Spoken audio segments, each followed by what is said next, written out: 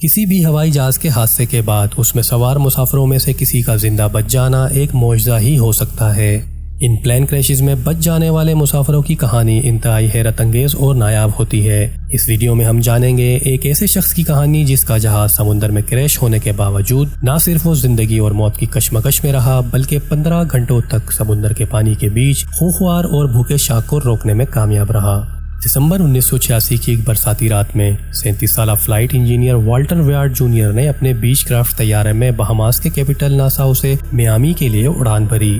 یہ معمول کی پرواز نہیں تھی کیونکہ فلائٹ سے پہلے ناساؤ میں جہاز کے نیویگیشن اکوپمنٹ چوری ہونے کی وجہ سے والٹر کو اب ایک سادہ ریڈیو اور کمپاس پر انحصار کرنا تھا۔ والٹر کا ایئر کرافٹ جب اینڈروس آئس لینڈ سے گزر رہا تھا تب جہاز کے کمپاس کی ڈائریکشن بے ترتیب ہونے لگی۔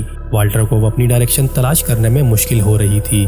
تب اس نے دور چٹان نما پتھروں سے سمندر کی لہروں کو ٹکراتے دیکھا اور اسے لگا کہ بہاماس کے مغربی حصے میں موجود بیمینی جزائر کا حصہ ہے، لیکن کچھ دور جانے کے بعد اسے اس چیز کا ادراک ہو گیا کہ وہ بیمینی کا جزیرہ سمندر کی تیز لہروں سے ظاہر ہونے والا نہیں تھا اور اب وہ خوفناک حد تک اپنی ڈائریکشن بھول چکا تھا۔ والٹر کو اب سمجھ نہیں آ رہی تھی کہ وہ اپنے راستے کی نشاندہی کیسے کرے۔ تب اس نے اپنے حواس پر قابو پاتے ہوئے ریڈیو آن کیا اور اس سے میڈ اے ڈسٹریس کال بھیجی۔ اس کال کے فوراً بعد میامی جانے والی ایئر جمیکا جیٹ لائنر کی جانب سے رپلائی آیا اور انہوں نے کوسٹ گارڈ کو کال کی۔ تب ایک فیلکن سرچ جیٹ والٹر کو ریسکیو کرنے کے لیے نکلا، لیکن والٹر تک پہنچنے میں اسے 1 گھنٹے کا وقت لگ گیا کیونکہ تھنڈر سٹارم اور بارش کی وجہ سے والٹر کی ڈسٹریس کال اور رپلائی کرنے میں گڑبڑ پیدا ہو گئی تھی۔ والٹر کو اڑان بھرے 1.5 گھنٹے سے زیادہ کا وقت بیت چکا تھا۔ تب ایک وائٹ اور اورنج کلر کا کوسٹ گارڈ جیٹ والٹر کے ایئر کرافٹ کے پیچھے تھا۔ جیٹ کمانڈر نے والٹر کو قریبی لینڈنگ پٹی کی طرف اپنا ایئر کرافٹ لینڈ کرنے کو کہا۔ یہ فاصلہ صرف 6 میل کی دوری پر تھا۔ والٹر کو اب کچھ حوصلہ ملا اور اب وہ فیلکن جیٹ کے پیچھے اڑان بھر رہا تھا، لیکن والٹر نہیں جانتا تھا کہ اس کا برا وقت ابھی شروع ہونے والا ہے۔ اچانک سے گڑگڑاہٹ کی آواز کے ساتھ والٹر کا ایئر کرافٹ تھرتھرانے لگا۔ جہاز کا رائٹ انجن بند ہو چکا تھا اور فیول ٹینک بھی خالی ہونے والا تھا۔ کچھ دیر بعد جہاز کے دوسرے انجن نے بھی کام کرنا بند کر دیا۔ جہاز اونچائی سے نیچے کی طرف تیزی سے گرنے لگا اور چکراتا ہوا پانی میں گر گیا۔ فالکن سرچ جیٹ کے عملے نے والٹر کے جہاز کو گرتے دیکھا تھا، لیکن جہاز اندھیرے میں پانی میں کہیں دکھائی نہیں دے رہا تھا۔ اس جگہ پر فالکن جیٹ نے کئی چکر لگائے پر نہ تو وہاں جہاز نظر آیا اور نہ ہی والٹر۔ پھر بھی فالکن جیٹ کا عملہ تلاش جاری رکھنا چاہتا تھا، لیکن فیول نہ ہونے کی وجہ سے انہیں وہاں سے جانا پڑا تاکہ ریفیول کرنے کے بعد وہ دوبارہ سے اس جگہ آ کر والٹر اور اس کے جہاز کو تلاش کر سکیں۔ والٹر کا جہاز اونچائی سے تیزی کے ساتھ سمندر کی طرف بڑھ رہا تھا۔ والٹر کو اپنی موت سامنے ہی دکھائی دے رہی تھی۔ جہاز گرتا ہے اور والٹر کا سر سامنے انسٹرومنٹ پینل سے ٹکرا جاتا ہے اور وہ زخمی ہو جاتا ہے، لیکن اس حالت میں بھی وہ ہوش میں تھا اور ہمت کر کے جہاز سے نکل کر وہ جہاز کے ونگ پر بیٹھ گیا۔ جہاز اب آہستہ آہستہ پانی میں ڈوب رہا تھا۔ والٹر سی سروائیول ٹریننگ کر چکا تھا اور اسے پتا تھا کہ پانی میں اپنی انرجی کو کیسے بچا کر رکھنا ہے۔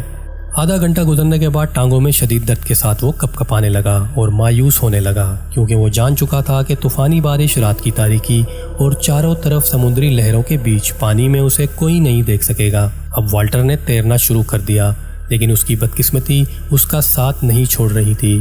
والٹر نے جو لائف جیکٹ پہن رکھی تھی اس کی لیفٹ سائڈ مسلسل نرم پڑ رہی تھی اور ٹوٹ کر گرنے لگی تھی۔ اچانک سے والٹر نے محسوس کیا کہ اس کی ٹانگوں سے کوئی بھاری چیز ٹکرائی ہے۔ اب خوف اور ڈر کی وجہ سے والٹر ادھر ادھر تیرنے لگا کیونکہ جہاز کریش ہونے کے بعد والٹر کا سر انسٹرومنٹ پینل سے ٹکرانے کے بعد زخمی ہو گیا تھا اور اب بھی اس کے سر سے مسلسل خون بہہ رہا تھا اور اس بہنے والے خون کی دھاتی خوشبو کی وجہ سے وہاں گھومنے والی شارک کو والٹر کی طرف متوجہ کر دیا تھا۔ والٹر کو اب اندازہ ہو چکا تھا کہ اس کے پاس کوئی خونخوار بھوکی شارک گھوم رہی ہے، لیکن وہ غلط تھا۔ وہاں ایک نہیں بلکہ 3 یا 4 شارکس اس کے آس پاس پانی میں موجود تھیں۔ یہ بل شارکس تھیں جو اپنے ایگریشن کی وجہ سے جانی جاتی ہیں اور انسانوں کی دشمن ہوتی ہیں۔ والٹر کو بھی لگ رہا تھا کہ آج اس کی زندگی کا آخری دن ہے اور وہ کسی بھی وقت ان بھوکی شارکس کی خوراک بن سکتا ہے، لیکن پھر بھی وہ موت سے لڑنا چاہتا تھا۔ اب وہ مختلف سمت میں ادھر ادھر تیرنے لگا اور شارکس کو دھوکہ دینے کی ناکام کوشش کرنے لگا۔ اس نے اپنی لائف جیکٹ اتار دی تھی اور اس کے اوپر لیٹ کر تیرنے لگا تاکہ وہ پانی کے اوپر رہ کر شارک سے بچا رہے۔ یہ ترکیب اچھی تھی لیکن اتنی کارگر نہیں ہونے والی تھی کہ شارک دھوکہ کھا جائے۔ والٹر کے زخمی سر سے بہنے والے خون کی وجہ سے وہ بھوکی شارک اب تک والٹر کے آس پاس گھوم رہی تھی۔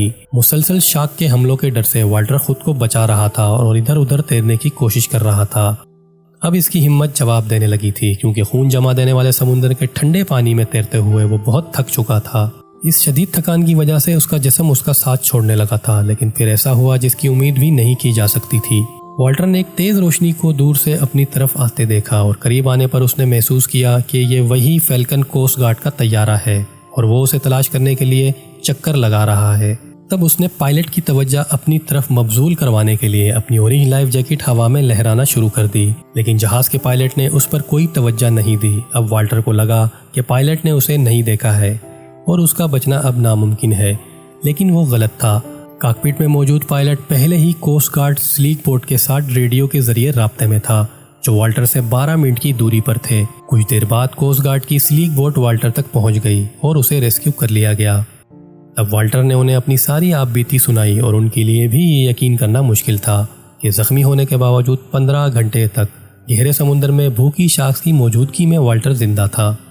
یہ والٹر ویاج جونیئر کا مضبوط حوصلہ ہی تھا جو اسے موت کے منہ سے بچا کر زندگی میں واپس لے آیا تھا۔ ویڈیو اچھا لگا تو ویڈیو کو لائک ضرور کیجیے اور چینل کو ابھی تک سبسکرائب نہیں کیا تو سبسکرائب ضرور کیجیے اور ساتھ لگے بیل آئیکن کو ضرور پریس کیجیے تاکہ اسی طرح کی آنے والی ویڈیوز کا نوٹیفیکیشن آپ کو مل سکے۔ تو میں یاد رکھیے گا۔ اللہ حافظ۔